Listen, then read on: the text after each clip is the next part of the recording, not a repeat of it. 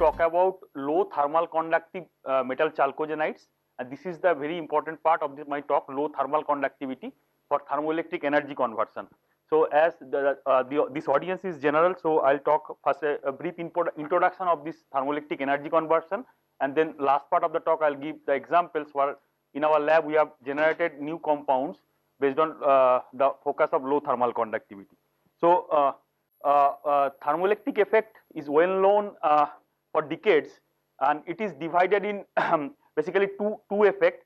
First one is Seebeck effect, and second one is Peltier effect, and we all know these two effects from our class 12 physics or chemistry, basically physics, where if we generate temperature difference, hot end and cold end, and if we have a semiconductor, we can generate voltage out of it.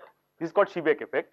Whereas in Peltier effect, if we create voltage, if we give voltage, this two end of the semiconductor, it can provide temperature difference, and active cooling end can be used as refrigeration, and this is called Peltier effect, and this is well known, and products are there in the market based on this technology for last 30 to 40 years. But today we are now last decade we are only interested about this Seebeck effect, and I'll tell you in a minute why we are interested about this Seebeck effect. So what is the use of doing thermoelectric research in India and worldwide? So if we see, this is a pie chart how we consume energy in India and world. So please note, this is the energy consumption curve, not the energy production curve in India.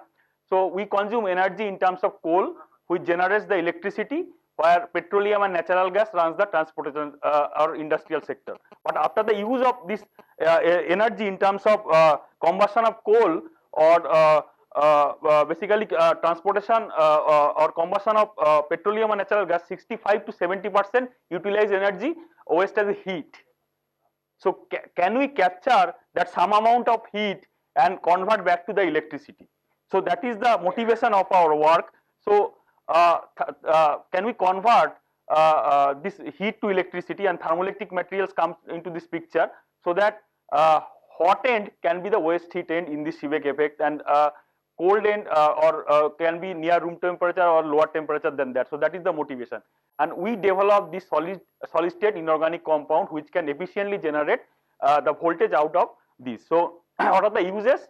So large scale, it can be used in any kind of power plants where we waste heat every day. It can be chemical power plant, oil refinery, thermal power plant, steel power plant, or even nuclear power plants. Or in medium scale, it is it can be used, or it is already used in high-end cars, where in exhaust, where we waste a lot of heats. And also in last 35 years, NASA and Russian Space Foundation use this technology to power the spacecraft. And Professor Tyagi also is telling that ISRO is also using this technology to power the spacecraft. And then another new area is solar thermoelectrics. We can capture a lot of heat from solar panel and convert back to the electricity. And also in cooling, that products are already there in the market. So this is the focus now for energy conversion. So what is the science behind that? The science in thermoelectrics is based on this equation ZT, where the numerator S is Seebeck coefficient. Seebeck coefficient meaning how much voltage we are generating per unit temperature difference, and sigma is the electrical conductivity, kappa is the denominator is thermal conductivity. So thermal conductivity has two parts. First part it can be carried by electron or holes, that is called electrical part of the thermal conductivity, which has direct relation to the thermal electrical conductivity by famous Wiedemann-Franz law. And the second part is the phonon. That means how lattice vibration carries the heat. So this is the only independent part in this equation. So today's talk I am going to talk about mostly how to lower this denominator, that is the lattice thermal conductivity. But before going to that, what are the important solid for thermoelectrics? So we need a low thermal conductor. The best known low thermal conductor is glass. We need a high electrical conductor. This is basically metal such as copper, and high good Seebeck coefficient we generally see in semiconductor. So a good thermoelectric material is basically a combination of glass, metal and semiconductor. So this is a really challenging task to how to combine these three property in a single material. So inorganic solid state chemist can make a new compound which will have property of glass, metal and semiconductor, and that is the grand challenge of this field. And another and these are the two important material, the bismuth telluride for Peltier cooler and lead telluride for power generation. And another important challenge is how to decouple this electronic transport, the charge transport, and the lattice vibration, that is the phonon transport, that is the thermal transport in a single material. So that is one of the challenge. So if you see, this is a thermoelectric figure of merit versus ER versus discovery. This I say this is a thermoelectric map. So now if a ZT below 1, that we call first generation material, which are discovered generally in 1990s, and then ZT crossed value of 1, and it is stayed around 1 to 2 for long time, let's say for say 20 around 15 years, and then we call second generation material, and last 6-7 years ZT value crossed 2, and which has given a promise to use thermoelectric material for waste heat recovery and power generation. And this is the one of the first material, lead telluride, strontium telluride, which crossed the ZT of 2. But if you see this thermoelectric diagram, most of the material or most of the solids are based on toxic lead.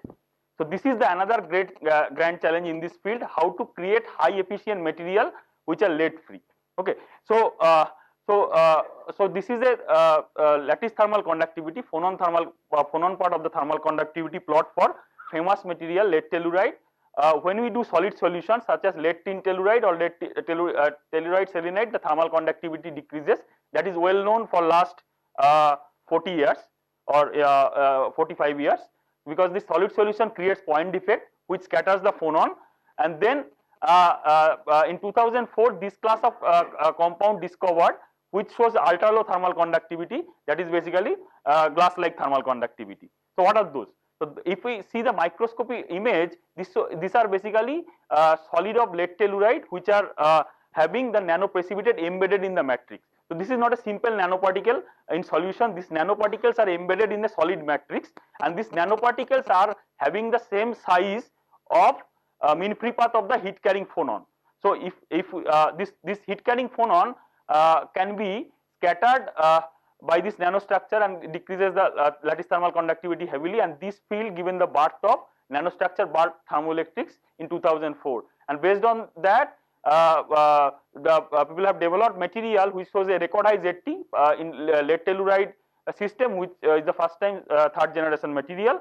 But and this is the mechanism. The phonon mean free path are having same size of nanometers, say like 1 to 20 nanometers. So this nanoparticle should be embedded in a matrix and should be polydispersed. So this field demands polydispersity of the nanoparticle. Okay.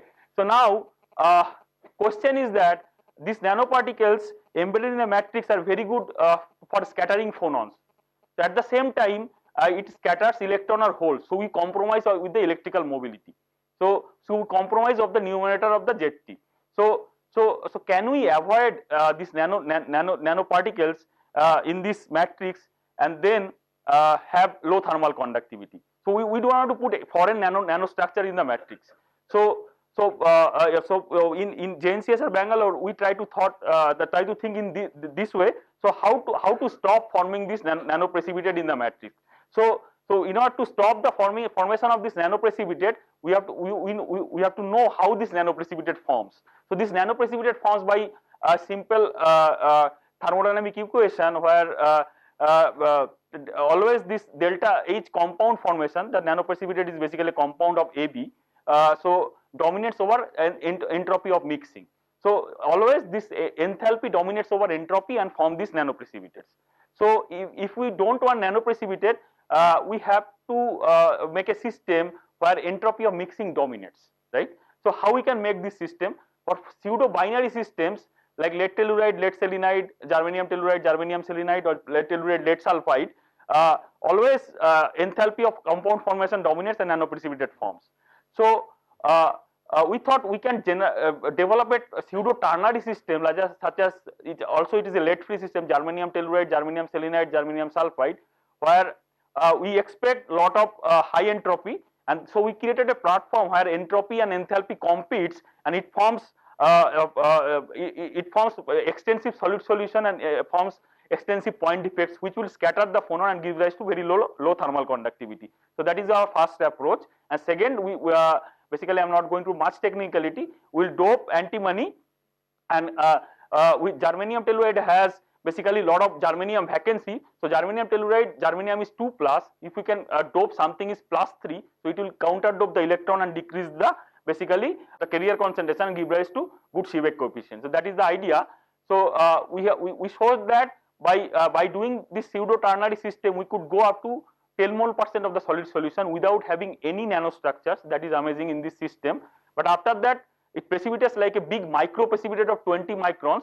But this 20 micron precipitate does not participate in the phonon scattering, because if you see the normalized thermal conductivity of this class of material, only 1 to say 20 nanometer mean free path phonon contribute to the mostly to the thermal conductivity.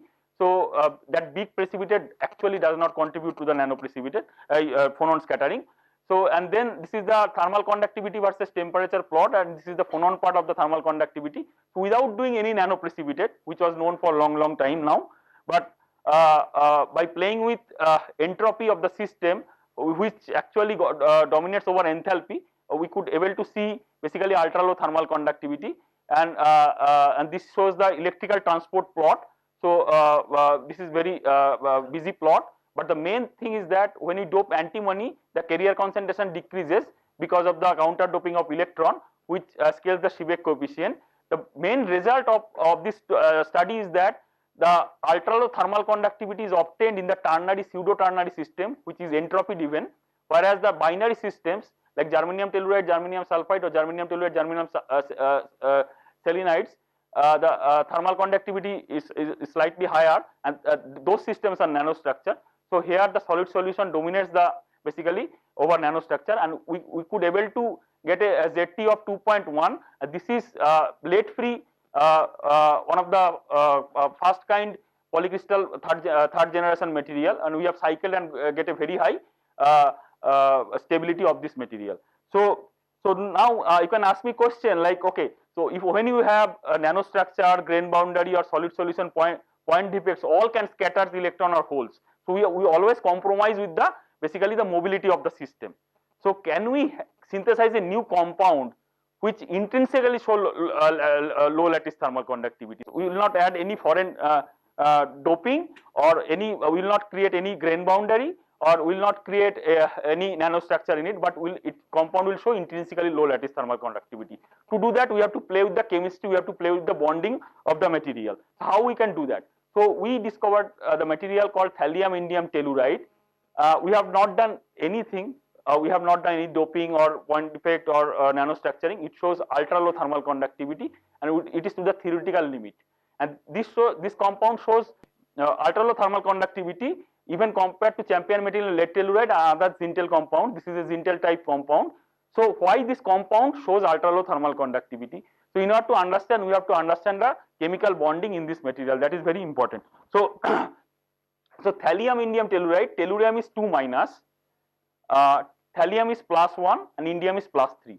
So when thallium is +1, it has a 6s2 lone pair, and indium is +3, it does not have a lone pair. So indium 3 and tellurium form covalent bonding and form this tetrahedra, and this tetrahedra are H shared, which form the strong framework, whereas thallium, which has a lone pair, inert lone pair, with a lone pair, it sits in the channel with a weak bonding, that is the ionic bonding with tellurium. So the message is that we have two kind of bonding in this material. One is covalent bonding, which is strong, and another type of bonding is ionic bonding, which is having thallium and tellurium, which is weak.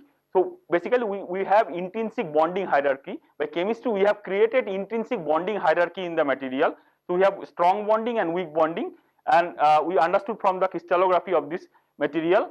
And then we have basically estimated from the crystallography the atomic displacement parameter. So atomic displacement parameter says that basically how the atoms vibrates thermally in which direction.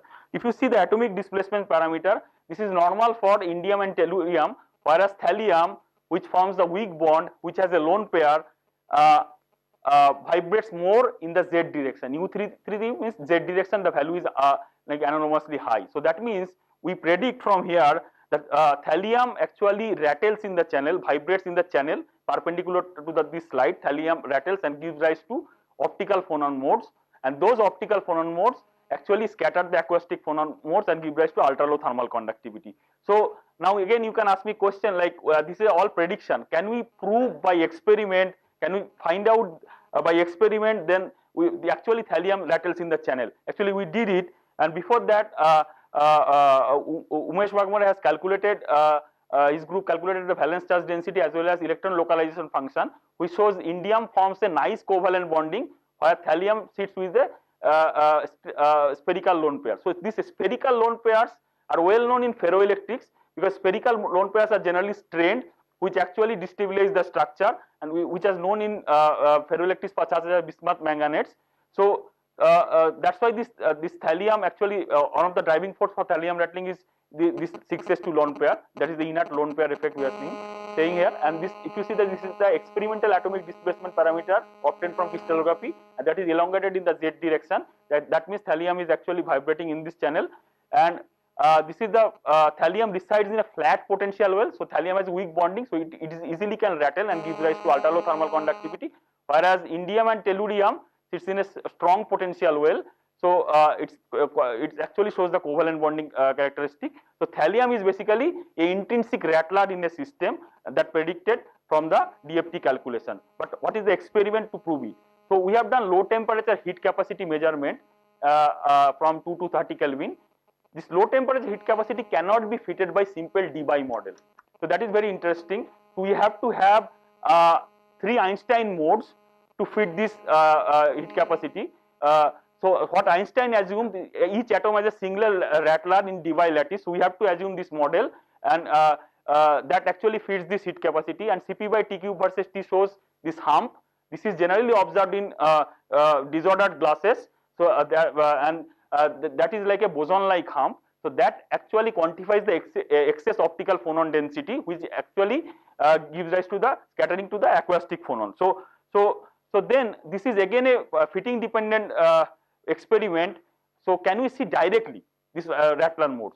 In order to do that, we have collaborated with Pankaj Molnor, who is expert in terahertz spectroscopy, and actually he sees these 3 Einstein mode what we have observed in heat capacity, and the frequency of these modes are quite close, and even phonon dispersion plots shows that low energy acoustic mode actually and which couples with optical modes, and this coupling, that avoided crossing basically hallmark of rattling in a generally hallmark of rattling. And phonon density of state shows that low energy phonons are actually coming from the thallium, which is weakly bound. So we have created a system with a bonding hierarchy which have strong bond, that is covalent bond, and weak bond, that is ionic bond.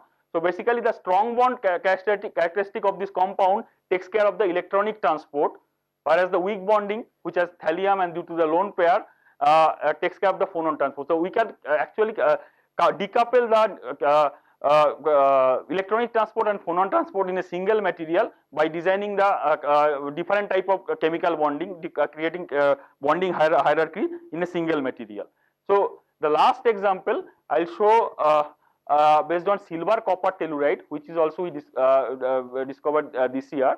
And this is a very interesting class of compound. We know from 1960s, like silver sulfide, copper sulfides are well-known superionic conductor. So on that motivation, we have choose this silver copper telluride, and this silver copper telluride has complex hexagonal structures at room temperature. It has 73 atoms in hexagonal unit cell, which is very important for thermoelectrics, because if we have more and more atom in a crystal structure which can give phonon damping easily, so that's why we have chosen this compound. And then if we heat it, it goes to disordered cubic phase. So silver and copper get disordered in this cubic phase, but tellurium lattice remains static. So, and then we have understood this behavior of phase transition basically by synchrotron powder X-ray diffraction, which shows clear phase transition in this material from a ordered structure to a disordered structure. Then how this silver and copper in this material get disordered. So basically when we heat it, silver and copper actually flows like a liquid in a material where tellurium lattice is constant. So that is the idea. So what is the path for this silver and copper disorder in this material? To do that, we have done positron annihilation spectroscopy. I am not going to the details, but positron annihilation spectroscopy is a technique where by doing that we can understand what kind of defect is present in a material. So it shows that the material is basically silver vacancy rich.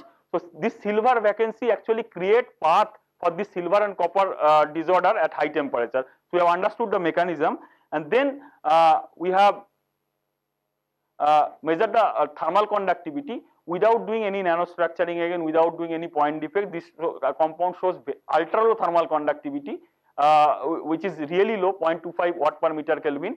And again the low temperature heat capacity cannot be fitted by simple Debye model. We have to have Einstein oscillator modes. So from that we predict, again we have a low frequency optical modes, and the phonon density of state calculated by Umesh group shows that low energy phonon modes due to the silver vibration at room temperature, and that is obvious because silver is weakly bound in this material. But interesting part of the this compound is that it has very good electrical conductivity, and the high temperature electrical conductivity actually very much comparable to the optimized doped lead telluride, which is a champion material. And if you see the room temperature mobility, which is ultra high in a low thermal conductive compound. So basically this compound behaves like a very good electrical conductor, at the same time very bad thermal conductor. So basically we have metal and glass together in this compound, and if we see the electronic structure, this is semi-metallic, and the electronic structure, important part of the electronic structure is mainly constructed by tellurium. So tellurium lattice, the anion lattice is basically very steep, that gives rise the channel for the electronic transport, which gives metal-like conductivity, whereas silver and copper lattice get disordered with temperature, so it flows like a liquid, or it become more glassy with increasing the temperature. So we have by knowledge of chemistry we could able to create a glassy lattice as well as metallic lattice in a simple single material. With that, in a new compound we get a GT of 1.6, which is quite reasonable and very high for a new compound. We are now optimizing it. This material has many pros and cons, because we know silver movement is not good for thermoelectric generation, but we can stop the silver movement, and this is well covered in the national dailies in this year. And then to conclude, so today I have shown how we can create a platform for competition between entropy and enthalpy, and entropy driven precipitates, entropy driven solid solution give rise to ultra low thermal conductivity. And I have given two major concepts where by creating bonding hierarchy, creating strong bonding, covalent bonding, and weak bonding, that is ionic type bonding, we can have ultra low thermal conductivity as well as good electronic transport. Also if we have large atomic displacement parameter and strain lone pair, like inert lone pair effect, we can have also ultra low thermal conductivity. And then soft optical phonon modes of a material can also give rise to ultra low thermal conductivity, and we have summarized all these things in our recent perspective, which is published in ACS Energy Letter this year. And I have very good students and postdoc actually who has done all this work, and I have also excellent collaborators. These are three important collaborators for this talk which I have presented. Also generous funding mostly from DST, ACRB, also my startup grant from New Chemistry Unit and Sex Laboratory. I would be happy to answer all the questions. Thank you very much.